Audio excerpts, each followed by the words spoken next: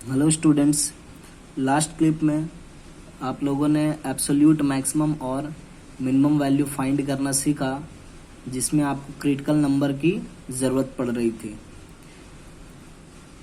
अब हम लोग एओडी के मोस्ट इम्पॉर्टेंट थ्योरम के बारे में डिस्कस करना चाहेंगे, जिसको मीन वैल्यू थ्योरम कहते हैं। बट मीन वैल्यू थ्योरम पे पहुंचने के पहले एक बहुत इम्पॉर्टेंट थ्योरम है जिसको रोल्स थ्योरम कहते हैं। तो पहले हम लोग रोल्स थ्योरम पढ़ेंगे, जिसके हेल्प से हम लोग मीन वैल्यू थ्योरम को प्रूव करेंगे। रोल्स थ्योरम क्या होता है? ये कहता है कि अगर फंक्शन में 3 क्राइटेरिया है, अगर फंक्शन में 3 क्राइटेरिया, पहला क्राइटेरिया ये है कि फंक्शन कंटिन्यूअस होना चाहिए क्लोज्ड इंटरवल में। दूसरा क्राइटेरिया ये है कि फंक्शन डिफरेंशिएबल होना चाहिए ओपन इंटरवल में। और तीसरा क्राइटेरिया ये है कि फंक्शन का वैल्यू दोनों एंड पॉइंट पे इक्वल होना चाहिए।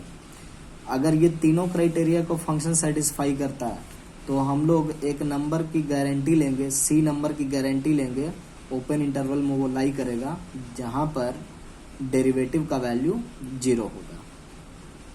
क्या गारंटी ले रहे हैं? वो एक ऐसा नंबर होगा जहां पर डेरिवेटिव की वैल्यू 0 होगा। बट ये तीनों कंडीशन सेटिस्फाई होना चाहिए, तभी गारंटी दे सकते हैं। तो इस थ्योरम को प्रूव करने के लिए हम लोग 3 केसेस लेंगे।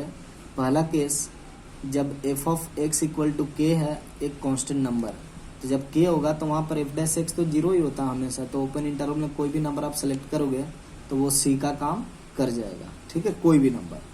सेकेंड केस जो है, f of x greater than f a हमने लिया है for some x in a से b, मतलब f ऑफ x जो है कहीं ना कहीं पर एफ ए से बिगर है, ठीक है।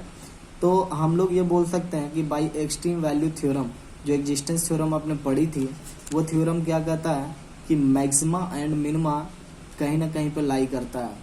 तो f has a local extremum somewhere in a से b।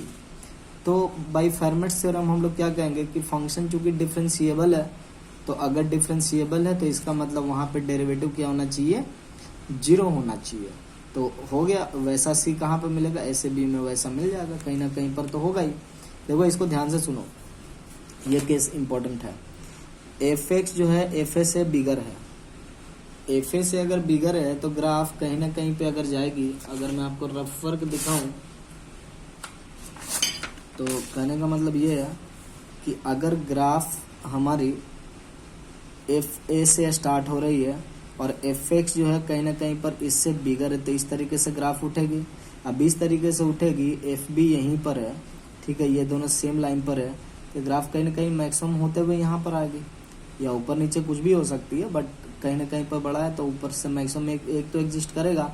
और जिस पॉइंट पे मैक्सिमम एग्जिस्ट करेगा, चूंकि फंक्शन उस पॉइंट पे डिफरेंशिएबल है, तो हम लोग क्या कहेंगे बाय फर्मेट्स थ्योरम, उस पॉइंट पर डेरिवेटिव क्या होगा? 0 होगा। और हम लोग डेरिवेटिव 0 के लिए ही तो बात कर रहे थे, तो वहां से भी प्रूफ हो गया। सिमिलरली जब एफ एक्स जो है एफ ए से लेस होगा तो बात सेम है, वहां पर भी क्या हो जाएगा? उसी तरीके से सेम लॉजिक आप लगा सकते हो, फर्मेट्स थ्योरम में लगा दोगे तो वहां से 0 हो जाएगा। तो ये थ्योरम की प्रूफ हो गई। हम लोग एग्जाम्पल लेते हैं। Let position s equal to f of t be continuous and differentiable, ठीक है। अगर ऑब्जेक्ट एक ही जगह पर 2 डिफरेंट टाइम्स पे आता है, तो हम लोग रोल्स थ्योरम के हेल्प से ये कह सकते हैं कि उसकी वेलोसिटी एक बार 0 होगी है। कैसे वेलोसिटी 0 होगी? तो मैं बोल रहा हूँ कि उसकी सेम पोजीशन है। सेम पोजीशन मतलब 2 डिफरेंट टाइम पर एफ ऑफ t2 और एफ ऑफ t1, ये दोनों क्या है? बराबर है। और अगर ये दोनों बराबर हैं तो t1 से लेकर t2 इंटरवल में कहीं ना कहीं पर f dash c equal to 0 होगा। अब यहाँ पे ये चूंकि डिस्प्लेसमेंट है, तो इसको क्या बोलोगे? वेलोसिटी बोलोगे। इसका मतलब वेलोसिटी एक बार कहीं ना कहीं पर 0 हो गई है ना। अब देखो एक और एग्जांपल। प्रूव दैट द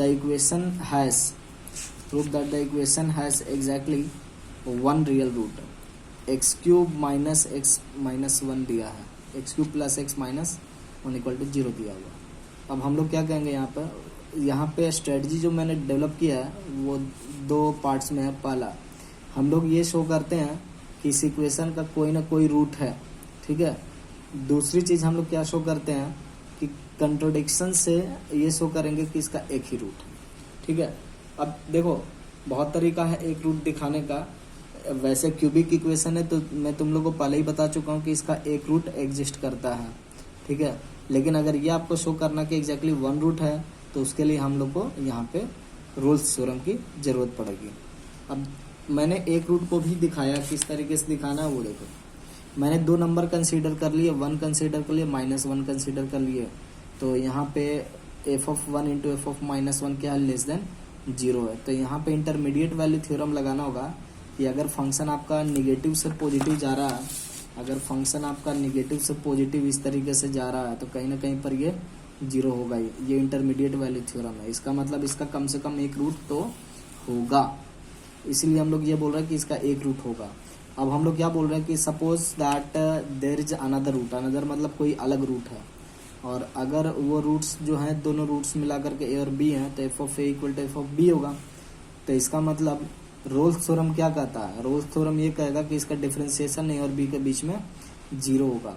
लेकिन अगर हम लोग डिफरेंशिएशन की वैल्यू देखते हैं तो 3x² + 1 ग्रेटर देन 0 आ रहा है। ये जो वैल्यू होती है ऑलवेज ग्रेटर देन 0 होती है, तो इसका मतलब कभी 0 नहीं होगा।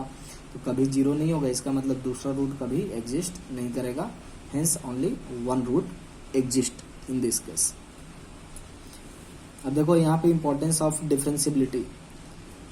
डिफरेंशिएबिलिटी का इंपॉर्टेंस ये है कि जैसे 1 - x⁴ हमने ले लिया, f of 1 equal to 0, f of -1 भी इक्वल टू 0 है। लेकिन यहाँ पर f' इक्वल टू 0 करोगे तो उसका कोई भी रूट आपको नहीं मिलेगा, ठीक है। मतलब गारंटी ब्रेक हो रही है। उसी तरीके से importance of continuity in closed interval में हम लोग देखे ऐसे बी में, तो यहाँ पे हमने फंक्शन को मॉडिफाई किया है। f(x) लिया 10x जब -π/2 से π/2 है, और 0 लिया है जब x इक्वल टू +- π/2 है। नाउ यहाँ पे आप देखो ओपन इंटरवल में, ये ओपन इंटरवल जो -π/2 से लेकर π/2 में फंक्शन क्या है, डिफरेंशिएबल है ना, फंक्शन डिफरेंशिएबल है। और फंक्शन यहाँ पे जस्ट कंटिन्यूअस नहीं है एंड पॉइंट पर, तो बट और एक और चीज़ ये है कि फंक्शन की एंड पॉइंट पर वैल्यू इक्वल मैंने रखी है। तो यहाँ पे एक कंडीशन को मैंने वायलेट किया है। तो यहाँ पे अगर हम लोग देखेंगे तो फंक्शन जो है आपका कंटिन्यूअस नहीं है, डिफरेंशिएबल है। तो यहाँ पे f' 0 कहीं नहीं हो रहा, मतलब डेरिवेटिव जो है यहाँ पर कहीं पर 0 नहीं हो रहा, मतलब गारंटी ब्रेक हो रही है। क्लियर? तो इसमें इतना ही, आगे के क्लिप में आगे का पार्ट डिस्कस करेंगे। Thank you.